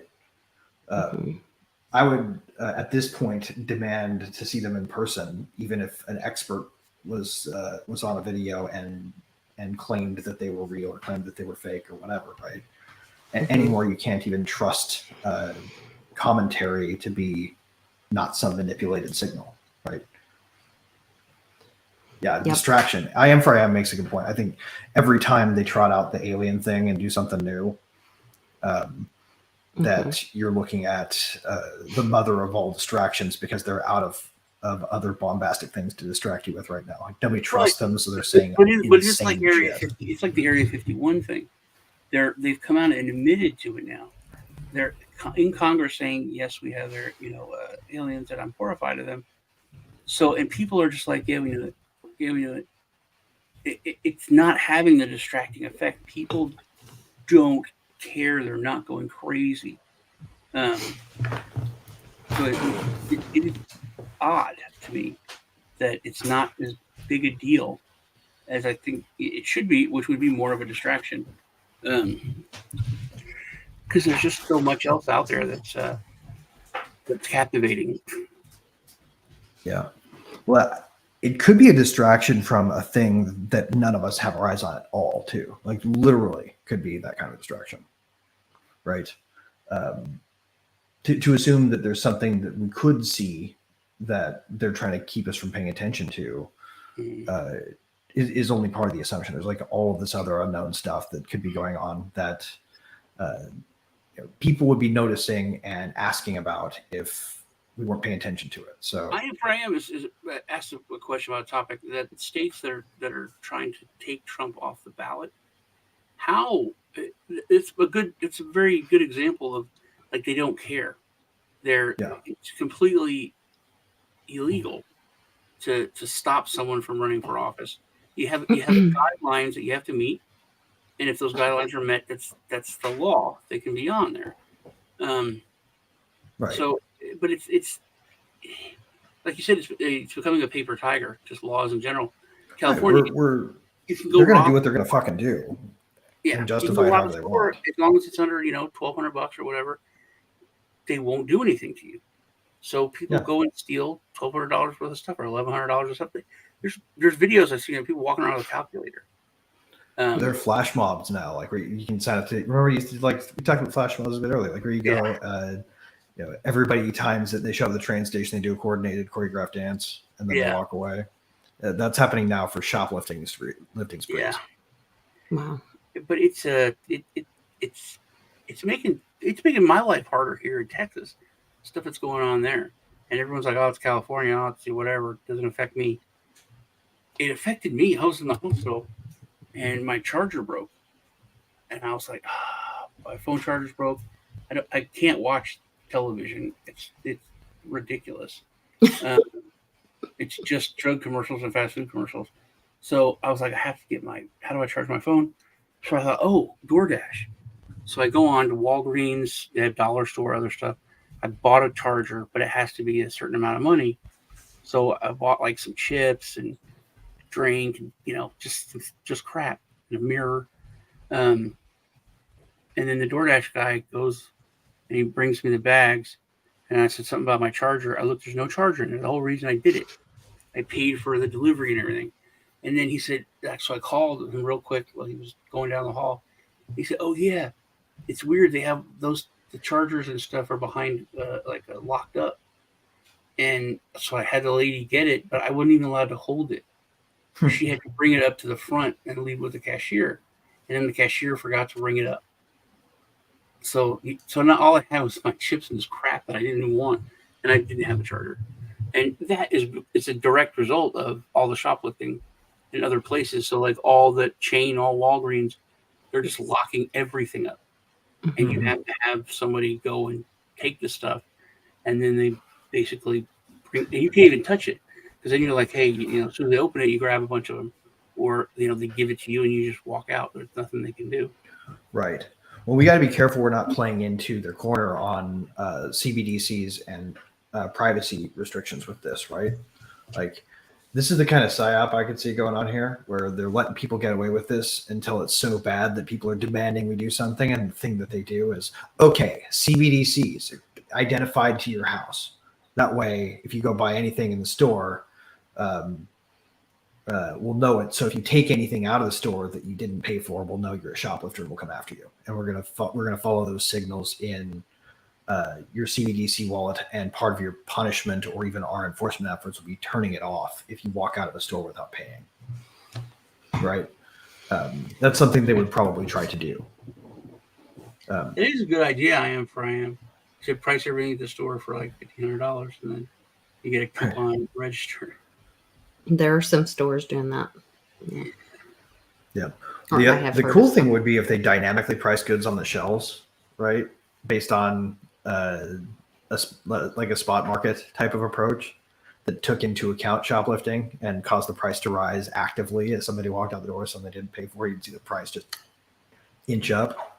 So that's really what happens. It's a tax that people who pay at the store end up paying. Yeah. You pay for all that stuff. If you're in a store buying something, you watch a shoplifter get away with it. That's you paying for your fractional share of what they just took. That's true. Right. It's not free. Crazy. The store doesn't need it. The insurance company gets it back in premiums. So who pays? You do. But also they're not allowing, because like Walgreens, Domino's, when I worked there, if someone came in and they robbed you, you weren't allowed to do anything. If you couldn't fight back, you couldn't try to knock them out, you would be fired. And like Walgreens is like that. But most privately owned, if you have a privately owned drugstore, like in New York, the guy that owned the bodega, they came in and robbed him and beat the shit out of the guy. Then they arrested him for defending himself and defending his store. So they're kind of pushing people to not be able to, because I think that would stop shoplifting. You're not going to go and do that in a store that's privately owned, because you can get shot. You can be, they'll just knock you out. Not going to walk out the door with all the stuff. But if you, which that's how it is in Europe, when it comes to hurting someone, like even your own house. If someone breaks into your house and they're stealing from you, you can't do anything, because it's a moral, it's like a morality thing. They say, oh, you care more about this stuff than this human being's life. If you're going to hurt him, if you're going to kill him, then you're going to get arrested for assault. You're going to get arrested for murder. You basically have to back off and allow the state to take care of it, and just trust the state. I always thought dye packs were a neat solution for clothes shoplifting. I wonder if you could implement something like that for all the other stuff, right? Like, yeah, but that's all cost. But even with that, the cost, because somebody in the chat said hire 6-foot security guards. It's all that cost. No matter what this is, that cost goes onto the product, and then we, the people, pay for it. So all of these things still are a cost. But why would you have a security guard if they can't do anything? If they're not allowed to do it? So it's the same thing. Right. The dye packs are cool. It's the freaking snake eating its own tail, right? Because they're required to have security for insurance purposes, but the insurance pays for the loss. So the insurance says you're increasing your risk if you don't have a policy that makes your security guards do nothing after we force you to hire them. And that's like Lisa's talking about, like Home Depot and stuff. They're putting a chip in the power tools where they can just turn them off. They don't work. Yeah. And that's good, because it would stop. People won't steal it because it's worthless. But by the same token, literally, they can shut it off when you're at home. It had to kill your business. It gives them, it's more control over it. Yeah. Right. Absolutely. Which is not to say that we don't have private systems that people voluntarily join, right? That enforce certain agreed rules through a certain agreed behaviors, but that can be privately operated with blockchain. So it can be decentrally operated, to where, you might have a policy that says our security guards are authorized to use lethal force, but you also don't have to shop at that DAO's store if you don't want to, right? You can start your own DAO that says our security guards are going to stand by, and we're going to just pay it as a community tax, right? Like, if that's your way of doing it, then, people can, as long as people can leave and go to a different store and join a different DAO, that's not that big of a deal, right? Try it your way. We'll do it ours if you don't want to. But I think the problem is the centralization, the fact that you get the one solution, and right now it's the one solution that the political left wants, right? And the rights they seem impotent to do anything. It starts to feel like a uniparty where the left is the inner party and the right's the outer party. like the Mitch McConnell version of left and right. It's more like Right. the same. They're the same version. They are the same version. Yeah. Yeah, The it's like just Mitch a question McConnell. of who's more enthusiastic. Yeah. Did y'all talk about Go ahead, Lisa. You can say what's something his about name? Mitch. Is Mitch McConnell when he froze up? When they asked him the Which question. time? He has a couple times now. So the last time it was like they asked him if he was going to run again. And he went, "What?" Well, why wouldn't he? I mean, Pelosi plans to, and she'll be, I think, 88 or 86 Have you seen it?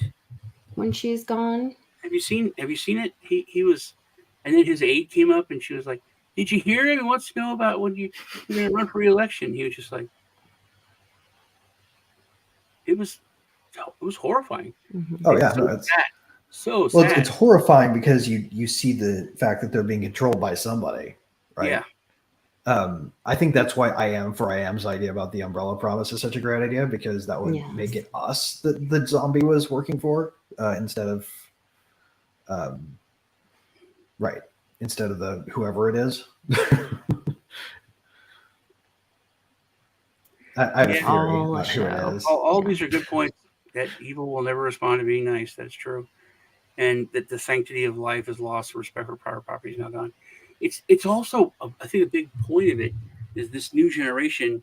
It's not just, oh, we'll never own a house. It's like they're in the us versus them mentality. It's like, oh, I don't want you to have any rights for your property because I can't have it. Right. I'm jealous. Well, they don't want us to remember what those are eventually, right? They want us to not have an idea of what I own this means when it comes to big things. Yeah. Well, but we also so I went to a city council meeting, and some of these young professionals came to the meeting, and well, the whole thing. I mean, I don't want to get into the whole thing because it's way too long, but they were whining in this entitlement thing about how they couldn't afford to buy a house in this. So we should get subsidies or lessen the costs of our investment in our homes and whatever, because they're entitled to live here, and because they should. And it was just this drivel of, participation ribbon environment, thought, consciousness, and then they went out and got in their $70,000-$80,000 cars and drove off. And I was like, right, look, this is about choices and decisions that you make over time and whatever. And nobody's taken up a fund for me in Napa because I want to, and I think I deserve to live there, right. It's insane. This whole entitlement mindset. Well, you know what San Francisco does, right? It's a free apartment for life for every drug dealer who's on the street, right? And every drug user that's on the street. That's what they want. They want to permanently enshrine a future of open air drug markets and free apartments. Right? Well, you also get free healthcare if you're homeless. A lot of things work on smaller scales. Like when I actually learned what communism was as a kid, I'm like, that's amazing. That's so beautiful, and that's like, what did you idea? On a small scale at work, in a commune, that would work. But when you get to anything bigger than a family unit, it's everybody working together, for the common good, for each other. But it doesn't actually work. And right, or at least we can't use communistic means to get to that end, right? Yeah. Like we could get there. Good point. It would just require an approach that's counterintuitive. What you were talking about, the free apartments and all that. There's countries like Sweden or whoever, Denmark, I think is one, where their prisons are just communities. You get your own house, but everyone you're just, and it works. And it's very weird. You have a better life, basically, if you're in technical jail. And also the homeless problem, they give them apartments, and it's all free, but it works. But it's a small scale. It's not even like the size of one, or or the The amount of Cobra effects can be managed New ad York. hoc, right? So it was like, oh, it works there. It's like, yeah, but there's different policies for America's too big, too many people, and too diverse. Right. It's all edge cases, and Yeah. your narrow perspective if you're a policymaker, right? Like the way that you see it literally limits you from so much of the world that your worldview that you are literally forcing a solution that doesn't make sense on 90% of the people that you're imposing In our own solution on. country. In our own country, it could be like 85 degrees, and there's people that are cold in Texas, but there's people that are dying in Chicago, because it's 87 and they don't have fans or they're elderly. I mean, and then down here, it's like, oh, there's 25 degrees. It's like people died because their bodies weren't used to it. And even New Jersey or somewhere like 25, what? I can not even wear a jacket, just wear like a flannel. So it just shows how different, how diverse our own country is, and how you can't point at some small country with 20 million people and say, hey, they got it to work. 20 million Well, people. even in those cases, 1% usually, of the population. John, you're referring to the Nordic countries and their supposed socialist paradise. Mhm. Those aren't even socialist paradises anymore. They liberalized in the 90s and got rid of a lot of those controls, and that's what got the prosperity that they have now. There's a strong like when you're talking about free movement or freedom free movement apartments for and Yeah. Australia did it years ago. They closed down all the mental institutions and they gave them all a house. My cousin's husband was going to go there. Everyone gets their own guard. It's like you have a house and you have a roommate who is the guard. That was their prison. And then when he got there, they wouldn't let him in the country. But I thought that was just nuts. But I think on smaller scales, there's so many things that can work that we just can't. We can't do it here in the United States. We're too big and too diverse. Yeah. I don't know. I think they could maybe do it. I think actually that model that you're talking about, the prisons, they're actually talking about doing something like that in the juvenile system here in Oklahoma, where it is more of reform. And if we are talking about putting people in prison for punishment, but also as a system, if we're going to let them out, then there needs to be a system of reform. And if that guard is more of a life coach, and if people are put in there to, if you think about how you treat your children, if they're just punished and they aren't taught what the lesson is or shown a better way, then they are going to repeat that behavior. So if you put them in a situation where they're taught, a lot of those people that have criminal behaviors come from a difficult background, home life, Right. all of those things. So if you put them in a healthy environment with a life coach, guard, then you may have and that's where they were having the low recidivism rate. Is that what it's called? Where they don't return to jail, all that kind of stuff. So I think that was the model that they were talking about. And that's what they're talking about doing here in Oklahoma in the juvenile system. And I think it could work. I hope that it does work, because I think that's the thought, is that we're reforming and we believe in humanity and second chances, and that if somebody serves their time, their punishment, then they should be able to return to society and be Yeah, my opinion on that has changed a lot. Like, just wanted like you said, if someone goes to jail and they pay their time, their debt is paid. So I think they should be allowed to vote when they're out. I don't think that they should lose the ability to vote. I think they should be able to own a firearm as long as it wasn't like a violent thing or there's some reason not to. If you go to jail for not paying tickets or drunk driving or whatever, maybe you can't have a license afterwards. But I think that all those rights that are stripped from you, you should be able to have. And Design Heritage makes a good point. They're free of freedom, and then you're free to choose, but you also have to cope. And I think that's what y'all were talking about, the entitlement thing. People, for couple decades now, they haven't had to take responsibility for their actions. It's like, oh, I can't find a job, but you chose to study poetry and get a degree in poetry. Now there's not many jobs. that. So yeah, It's not a bad degree. but my point is like, I'm there's serious. I actually did get that. actually you could go in the military. I remember I was a financial advisor. If you have a degree, you're an officer. And Hey Sean, we've got 5 minutes before it cuts off, so I just want to let you know. okay. Please. Anyway, this lieutenant, I was talking to him and I asked him, oh, what's your degree? And he literally had a degree in dance, but he's like, I can't tell my men that. They'll make fun of me and take me seriously. And I was like, yeah, I can understand that. Dude, I wish this thing would run longer because I actually want to continue this conversation. But in any case, we do have to wrap up. So do you guys have anything you want to share before we go out? Lisa? I'm sorry that I missed Sean and I's show on Tuesday this week. We had some little bit of chaos at my household. But we'll be back next Tuesday for Truth Tuesday. And then hopefully I'll get to see everybody in Vegas at Caesar's Palace September 29th through October 1st. You can find a link for tickets and a discount for that.